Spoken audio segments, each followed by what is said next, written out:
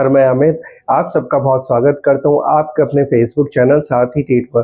दोस्तों मेरा एक ही मोटो रहता है कि हर घर के अंदर एक सक्सेसफुल ट्रेडर होना चाहिए और ऐसा ट्रेडर जो अपनी ट्रेड को खुद से मैनेज करे। देखिए कामयाब ट्रेडर वही होता है जो किसी न्यूज़ पे काम ना करे, किसी टिप पे काम ना करे।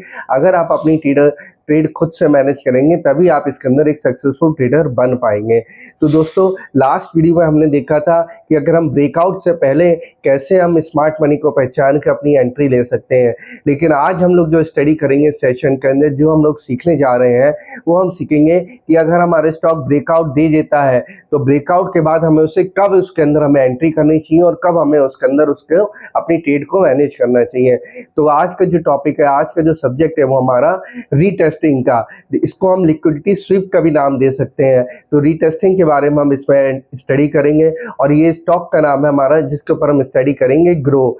तो ग्रो के बारे में तो आप सभी लोग जानते हैं ग्रो के बारे में कि ग्रो एक ऐप है, प्लेटफॉर्म है, उसका जो हमारा मार्केट का शेयर है उसके ऊपर हम स्टडी करेंगे चार्ट। मैं आपको इसमें एक चीज बताना चाहूंगा, इसके अंदर हम तीन चीजों के अंदर स्टडी करेंगे। पहला कॉम्बिनेशन हम रीटेस्टिंग के बारे में स्टडी करेंगे, दूसरा हम इसके अंदर स्टडी करेंगे कि ट्रेंड लाइन। मैं आपको पहले भी बता चुका हूं लेकिन इस वीडियो में फिर से आपको सिखाऊंगा कि ट्रेंड लाइन हमें कैसे डालनी चाहिए और ट्रेंड लाइन जब हमारा रेसिस्टेंस तोड़ता है तो हमें उसके अंदर एक बुल रन देखने को मिलता है। और जो अब हम इसके अंदर स्टडी करने जा रहे हैं वो सबसे पहले हम करते हैं रीटेस्टिंग के बारे में स्टडी। देखिए बहुत लोग होते हैं जिनका जब स्टॉक कोई ब्रेकआउट देता है तो वो ब्रेकआउट देते समय उसको नहीं पकड़ पाते हैं और वो लोग उस स्टॉक को मिस कर देते हैं, लेकिन हमें उसमें घबराने की जरूरत नहीं होती। अगर स्टॉक हमारा ब्रेकआउट दे रहा है तो हमें उसे इजीली ब्रेकआउट दे देना चाहिए, या तो जिस दिन वो हमें ब्रेकआउट दे रहा है डे के दिन में, डे चार्ट पे ही हमें इसको ट्रैक करना होता है, डेली टाइम फ्रेम के चार्ट पे। अगर डेली फ्रेम के चार्ट पे वो हमें ब्रेकआउट दे रहा है, ब्रेकआउट देते समय हम अपने चार्ट को 15 मिनट में कन्वर्ट कर लेंगे। 15 मिनट में जैसे ही कन्वर्ट करेंगे और जब वो हमारा जो लेवल का ब्रेकआउट दे रहा है वही लेवल पे अगर हम उसको दोबारा वो रिटेस्ट करने आए तो वहां पर हम उसे अपनी एंट्री बना सकते हैं। लेकिन अगर हम लोग उस दिन हम लोग दे रहे जिस दिन ब्रेकआउट दे रहा है उस दिन अपनी एंट्री नहीं ले पाए 15 मिनट के चार्ट के अंदर कन्वर्ट करके, तो हमें बिल्कुल भी घबराने की जरूरत नहीं पड़ती है। हमें उसे ब्रेकआउट दे देना चाहिए, वो 2-3 दिन जितनी ऊपर कैंडल्स बना के जा रहा है उसे जाने देना चाहिए। लेकिन जब वो रिटेस्टिंग करने आएगा, देखिए क्या होता है, स्मार्ट मनी क्या करती है, स्मार्ट मनी जब भी अपना ब्रेकआउट लेती है तो ब्रेकआउट लेने से पहले वो जगह जगह अपने ऑर्डर्स ब्लॉक करती है। जब वो ऑर्डर्स अपने ब्लॉक कर देती है तो कुछ ऑर्डर्स उसके पेंडिंग में रह जाते हैं। अब मैं बात कर रहा हूँ लिक्विडिटी स्वीप की। देखिए हमारा स्टॉप लॉस ही स्मार्ट मनी का लिक्विडिटी कहलाता है। अगर हमारा स्टॉप लॉस होगा तभी तो वो वहां से अपने शेयर्स हमारे बाय करेंगे। एक बायर होता है, एक सेलर होता है। हम सेलर बन गए, वो बायर बन गया। हम लोग घबरा के अपने वीकेंड्स जितने भी होते हैं सब बाहर निकल जाते हैं और स्मार्ट मनी अपना उसके अंदर लिक्विडिटी भर के अपना ब्रेकआउट को कंफर्मेशन देके अपना एक जूम बूम कर जाता है स्टॉक हमारा। तो हमें इसके अंदर घबराने की जरूरत नहीं होती है। अब मान लीजिए स्टॉक हमारा ब्रेकआउट देने के बाद, जब भी एक बात बहुत ध्यान रखिएगा, जब भी स्टॉक ब्रेकआउट दे दे और 2-3 दिन के बाद जब वो रीटेस्टिंग में आए तो हमें एक बात बहुत अच्छे से ध्यान रखनी चाहिए कि उसकी रीटेस्टिंग कैसी होती है। मान लिए अगर वो एक बहुत बियरिश कैंडल बनाता है ब्रेकआउट तो वो अच्छी कैंडलों पे दे रहा है, बड़ी बड़ी बुलिश कैंडल पे दे रहा है। और अगर वो जब वो ब्रेकआउट रीटेस्टिंग पे आ रहा है उस लेवल को, अगर वो एक बियरिश कैंडल बना के रीटेस्टिंग पे आ रहा है तो हमें समझ जाना चाहिए कि ब्रेकआउट हमारा फेल है, इसमें हमें एंट्री नहीं करनी है रीटेस्टिंग में। जब भी ब्रेकआउट हो और ब्रेकआउट के बाद जब स्टॉक उसको रीटेस्ट करने आए और हम वो, क्योंकि स्मार्ट मनी वहां पर लिक्विडिटी करने लेने आती है, हमारा स्टॉप लॉस हंट कराने आती है, उसे ही हम लिक्विडिटी स्वीप कहते हैं। तो जब भी वो हमारे ब्रेकआउट लेवल के रीटेस्ट करने आए तो आप ये बात का बहुत गौर रखिएगा, ध्यान रखिएगा कि वो हमेशा छोटी छोटी बियरिश कैंडल में आए, उसके अंदर वॉल्यूम नहीं होना चाहिए। बहुत छोटी छोटी कैंडल, जितनी छोटी कैंडल में आके वो रीटेस्ट करेगा उतना ही वो स्टॉक उतना ही बुल रन दिखा सकता है हमें आने वाले टाइम में। तो और हमें अपना ऑर्डर वही रीटेस्टिंग पे ही उसको एग्जीक्यूट करना पड़ता है और एग्जीक्यूट करने के बाद उसके नीचे हमें एक स्टॉप लॉस लगाना पड़ता है और फिर हमें उसके बुल रन का इंतजार। अगर हम क्या करेंगे, वो बड़ी से बियरिश कैंडल में रीटेस्ट करने आएगा तो वो ब्रेकआउट हमारा फेल कहलाता है अक्सर, और वो अपना ब्रेकआउट फेल होकर नीचे तक चला जाएगा। तो आज का जो हमारा अच्छा है जिसके ऊपर हम सीखेंगे वो जो प्लेट स्टॉक है हमारा, बिलियन ब्रेन्स यानी कि ग्रो का चार्ट अगर आप लोग खोलेंगे डेली टाइम फ्रेम का, तो इसके अंदर आप लोग देखेंगे कि सबसे पहले मैं हमेशा के लिए जरा ये बात सिखाता हूँ आप लोगों को कि आप इसके अंदर दो बॉर्डर लाइन मार्क करके रखिएगा। 194 के लेवल पे एक बॉर्डर लाइन मार्क करनी है और एक इसके सपोर्ट लेवल पे बॉर्डर लाइन मार्क करनी है, जो कि हमारा डिमांड जोन है 142 का लेवल और 194 का हमारा सप्लाई जोन है। अब आप देख सकते हैं जैसे ही इनने हमारा 194 का लेवल तोड़ा स्टॉक ने,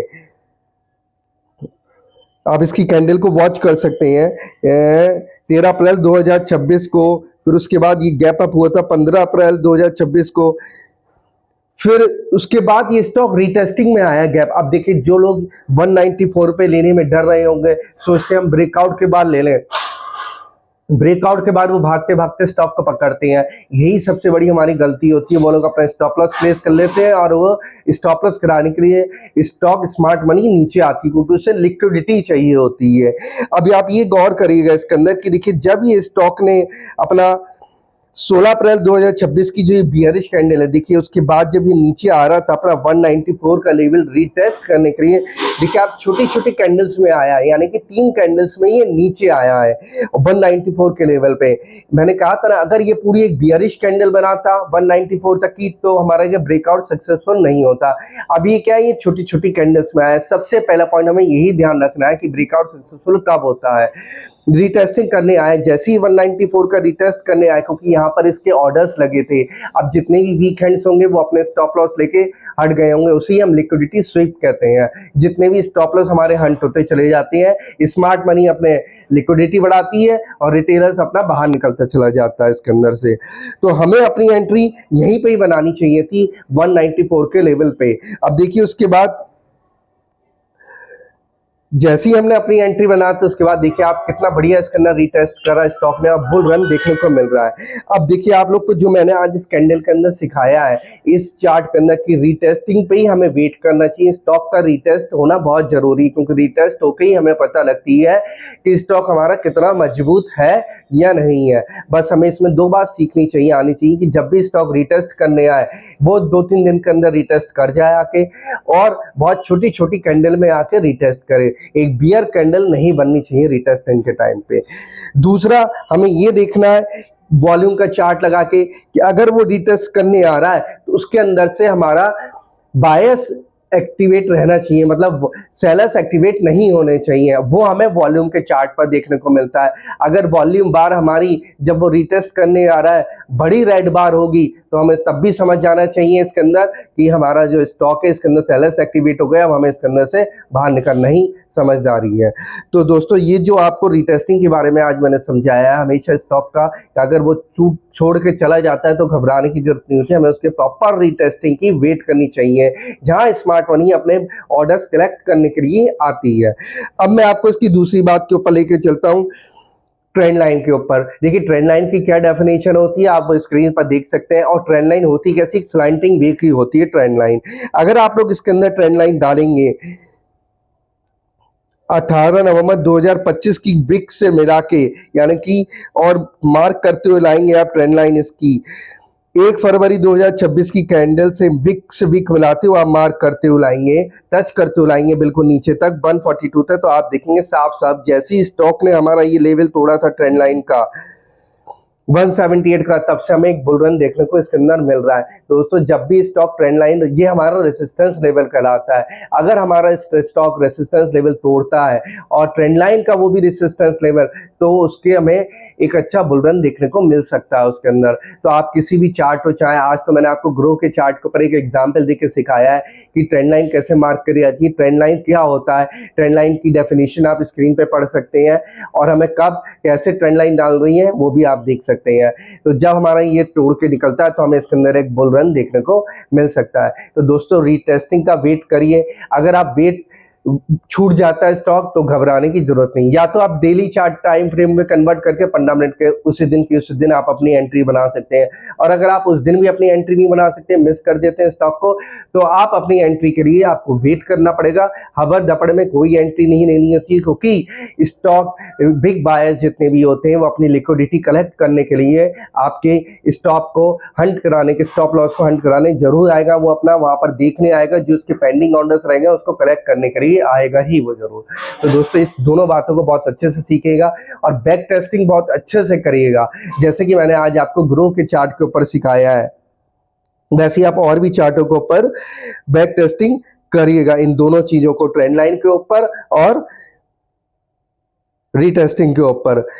billion brains garage ventures limited के चार्ट के ऊपर, यानी कि ग्रो का चार्ट आप डालेंगे तो वो खुल जाएगा। डेली टाइम फ्रेम पे आप देख सकते हैं इसको कितना बढ़िया रीटेस्ट करा है।